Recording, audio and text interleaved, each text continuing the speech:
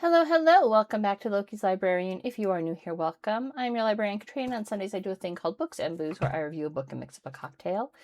It is the last Sunday of the month, and in keeping with Persian history I've been reading about, this month's book on religion is In Search of Zarathustra, Across Iran and Central Asia to Find the World's First Prophet by Paul Kriwaczek. And I'm probably mispronouncing his name. We're going with Kriwaczek. The accompanying cocktail comes from another book, Tarot and Tequila by David Ross. No tequila in this one, which I am very, very grateful for. It is the Heirophant cocktail. It is 2 to 3 pitted cherries plus 1 for garnish. So I'm going to go with 3 cherries. 2 ounces of Hendrick's gin, a ½ ounce of St. Germaine, 1 ounce of lemon juice, a ½ ounce of sage simple syrup, and fresh sage to garnish. So let's do this. So I start with muddling. I don't have ice in my shaker yet. Zarathustra. All right, Zarathustra is more commonly known in the West by his Greek name Zoroaster. I'm not sure if I've even opened this thing of cherries. Clearly I have. Okay. And theoretically I should be using fresh cherries, but I have these cocktail cherries, and I'm just going to use those because then I can get rid of something in my pantry. So there you go. Solid choice. So Zarathustra is more commonly known as Zoroaster. That's the Greek name by which the West became aware of this man. Was one of the world's first prophets for a monotheistic religion. Sort of. I'm not going to say I know nothing about Zoroastrianism. I actually do know a little bit. I've read a bit, and he's shown up in at least one work of fiction I'm aware of, at least his arch nemesis, Germaine, has. He showed up in Jacqueline Carey's Kushiel series, Kushiel Zion? Is that the one? Anyways, doesn't matter. I know enough to be a little bit skeptical about some of the author's claims in this book. And some of his claims directly contradicts himself. Like, for example, saying it's a monotheistic religion. It sort of is. Because Zoroastrianism has 2 clearly defined sides in the fight between good and evil. There is Ahura Mazda, who is the good god, if you will. You have Ahura Mazda, which, to sum that up, for those who follow Ahura Mazda, choose good thoughts, good words, good deeds. All right? You're seeking to better the world by being a good person yourself, by always telling the truth, not your truth. All right? There's no such thing as your truth. There is the truth. Always tell the truth. All right? Keeping your mind good thoughts, not just for yourself, but for others. Make sure your deeds are good deeds. Don't go robbing banks. Maybe help feed the poor. Right? For example. And there are those who follow the opposition, Germaine. Germaine is the spirit of chaos, destruction, and lies. And in the spirit of acknowledging free will, Zoroastrians fully acknowledge that there are those who might choose the dark path of Germaine. Keep going with this cocktail. And I have a ton of gin in the house, but I didn't have Hendrick's gin, and I thought, well, gin and tonic is one of my favorite cocktails. A little more gin's not going to hurt anything. I say 2 ounces, 2 ounces. So that's one of the contradictions I mentioned, because the author traces pieces of Zoroastrianism across the centuries to highlight some of the impact Zoroastrianism has had across the Eurasian continent. So it's primarily like the Judeo-Christian Islamic religions, but to some extent there's a little bit of Buddhism has been impacted, etc.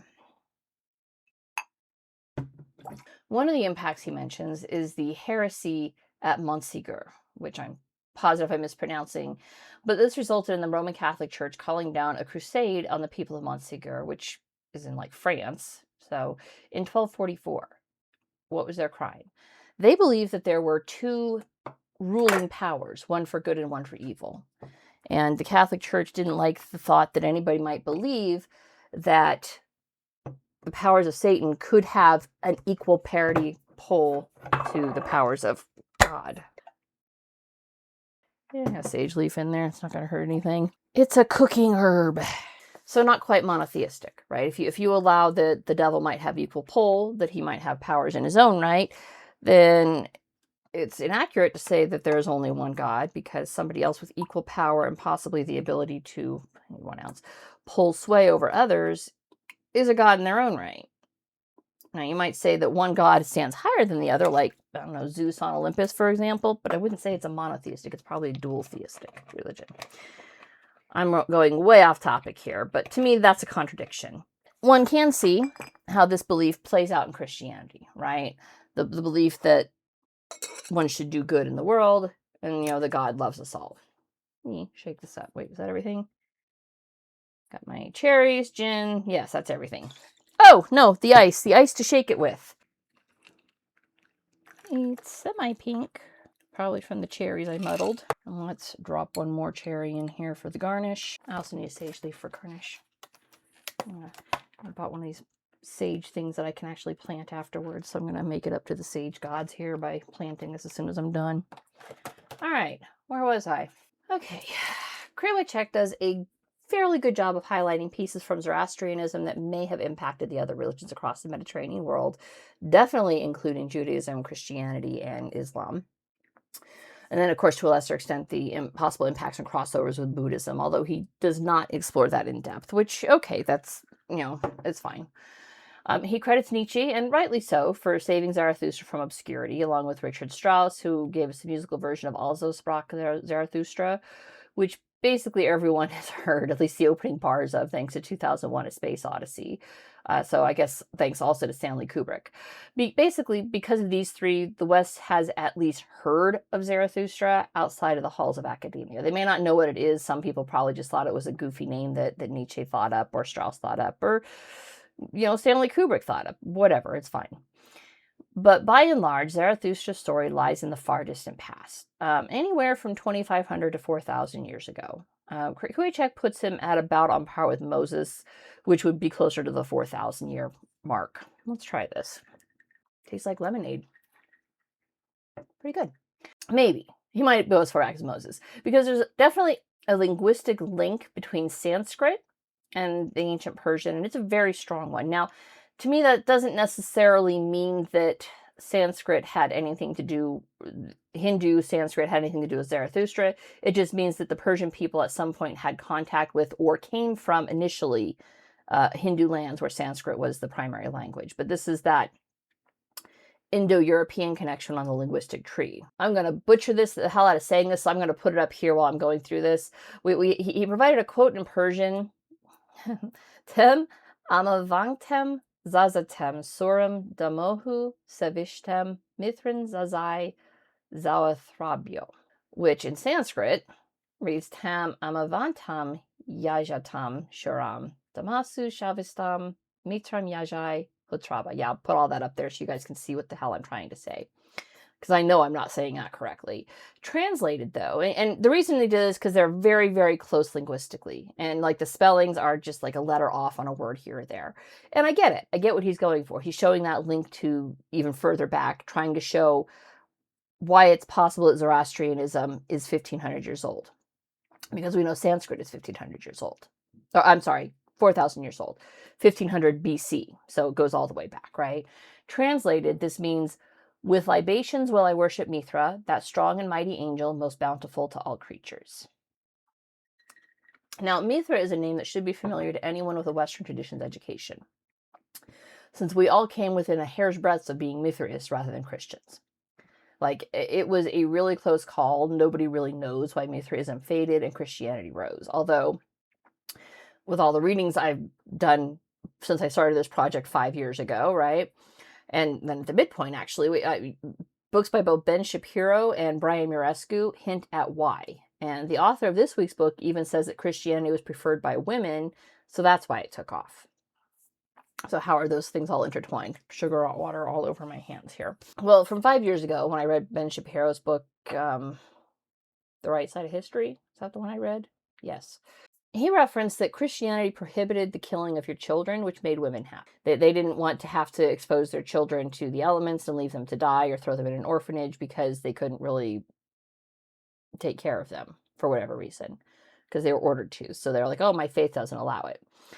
So that made women happy. Brian Marescu's book, women held the keys to seeing God, and so Christianity slowly took over from Dionysius and remained hidden in plain sight until the Inquisition took over. Kriwaczek says that women were not allowed to participate in Mithraic rites, only men were. And there you go. So it's basically hinted that his belief is that's why Christianity rose. And, well, I mean, we see it happening in Iran right now. When you cut off half the population from participating, you lose half your potential power base, more than half, since statistically, women outnumber men, statistically speaking, which means that a lot of men have sisters and they all have mothers that they love and don't want to see abused. But I digress. I actually don't think that any of these ideas cancel each other out. I actually think they support each other. All right, I think, Shapiro, Mirescu, Kriwaczek, their ideas support each other, making a strong argument for the rise of Christianity over Mithraism, and hence Zoroastrianism. Because Mithra was one of Ahura Mazda's angels. So, not a prophet, he was one of the angels of Ahura Mazda, and he actually credits Zoroastrianism with creating the concepts of angels that appear in the Bible later. And devils.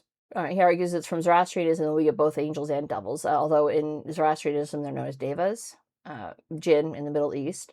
A lot of linguistic connections are made in this book. So what do we know for sure? We do know that the early Achaemenid Empire followed Ahura Mazda, at least as early as Darius I, who directly references Ahura Mazda in some of the carvings that he had made in Persepolis and Parsagai or whatever. All right, but the carvings he left behind in his name do reference Ahura Mazda. So we know that at least some of the early Persians did. And as we learn from Persians, the Age of the Great Kings, which I read a few weeks ago, of course, Darius I did not actually reference Zarathustra, like at all. Which leads me to wonder if the religion of Ahura Mazda actually predates Zoroastrianism. Like, maybe Zoroaster came later, kind of like Jesus came well after Judaism was established. We know Judaism was at least in existence at least 1500 years BC, right, before Christ. So maybe the religion came first and the prophet came after. But that's not this author's argument. Kriwaczek is arguing that Zoroaster created the religion, if you will. I kind of think the religion predated the prophet myself, which means that Zoroaster could have come around as late or as early as 500 Common Era. So he might not even be that old. He could have been around. Well, no, the Sasanian Empire in Persia was like 200 to 400. No. Yeah. It might have been like 500 Common Era because the Sasanians fell to the Islam. So, yeah, maybe. Anyways, I'm going off topic again. Maybe Ahura Mazda was on the decline until Zarathustra showed up well after the fact, and well after the Achaemenids, right? None of the Achaemenids actually reference Zarathustra, although they all reference Ahura Mazda. Or not all of them. From Darius I on, they referenced him. Cyrus II never did. Is it so inconceivable that the god came first and his prophet arrived as the god's power was waning? Kriwaczek doesn't think so. He thinks the Magi, the priest class, hence the Heirophant cocktail, because Kriwaczek believes that Zarathustra was a Magi priest of Ahura Mazda and was chased out, sort of like Jesus Christ in his time, for heretical thoughts. Thoughts like not wanting to use Homa, which has been identified in modern times as ephedra. Basically, they were using speed to get speedy when they communed with the god. It's like some people use magic mushrooms to commune with the god. Fine. Except Kriwaczek provides no evidence that Zarathustra was actually against Homa. And in fact, Homa is still considered a sacred herb in modern Zoroastrianism. So it strikes me as odd that if Zoroaster was against its use, the religion named for him would still use it.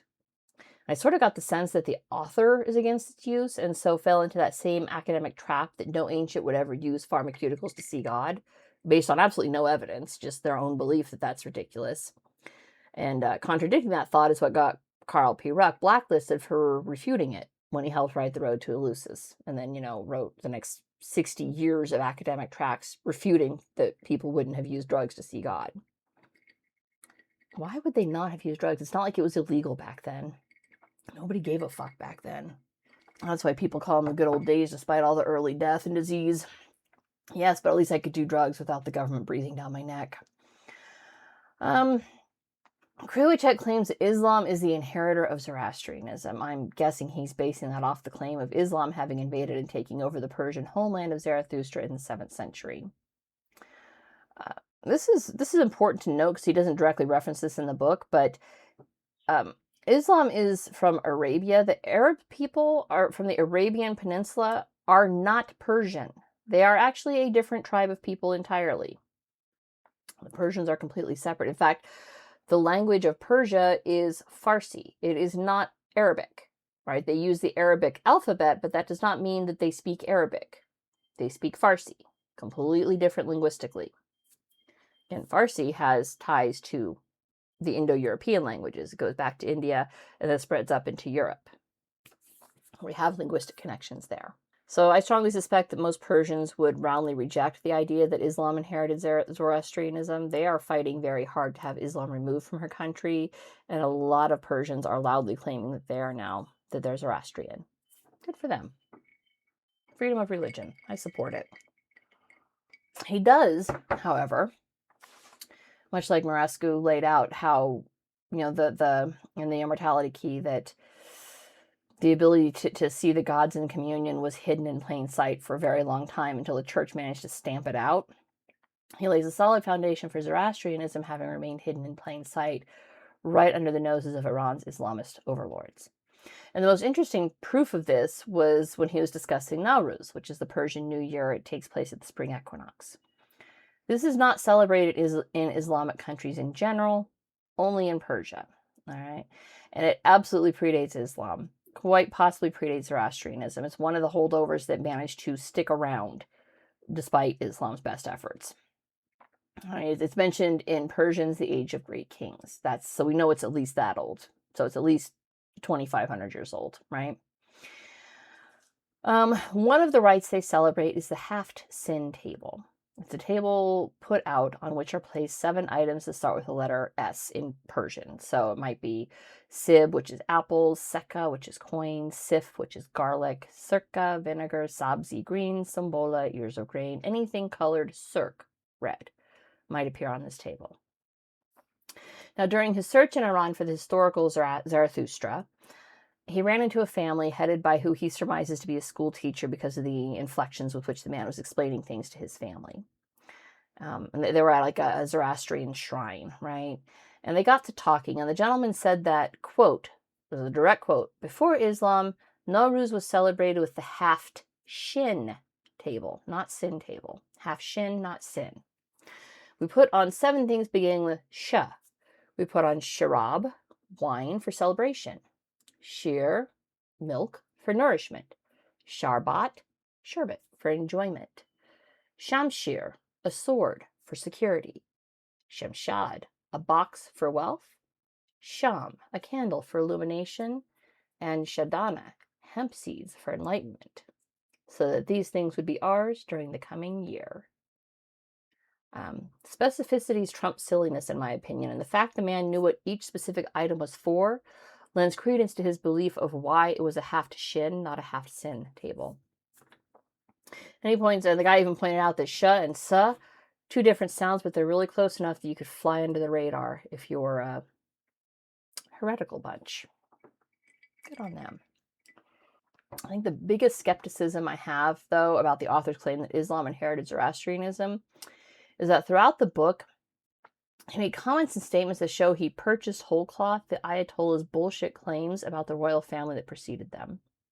And I kind of got the sense that he of disdain from whenever he mentioned the royal family. And when he pointed out that they were dangerously heterodox for fixing up Zoroastrian shrines, I kind of rolled my eyes and was like, oh yeah, he bought the bullshit. I mean, it's no wonder that people are rising up and reclaiming their heritage. And they're choosing Ahura Mazda over the spirit of Angramanyu, which has infested Islam. They're choosing good thoughts, good words, and good deeds, and they just want to be free to live that credo. On the other hand, in the author's defense, the book was published in 2002, which means he was probably finishing up his writing and research as 9/11 and the subsequent war on terror unfolded. And it was definitely during the presidency of Muhammad Khatami, who Homa Katuzian a few weeks ago dubbed not that bad in his book, The Persians, Ancient, Medieval, and Modern Iran. I read 2 weeks ago, right? And this book was kind of meh for me. And the author does get to the point of his chapters eventually, but he beats around the bush to get there. It was kind of a slog to read through some of his roundabout ramblings until he got to the point of what he was trying to say.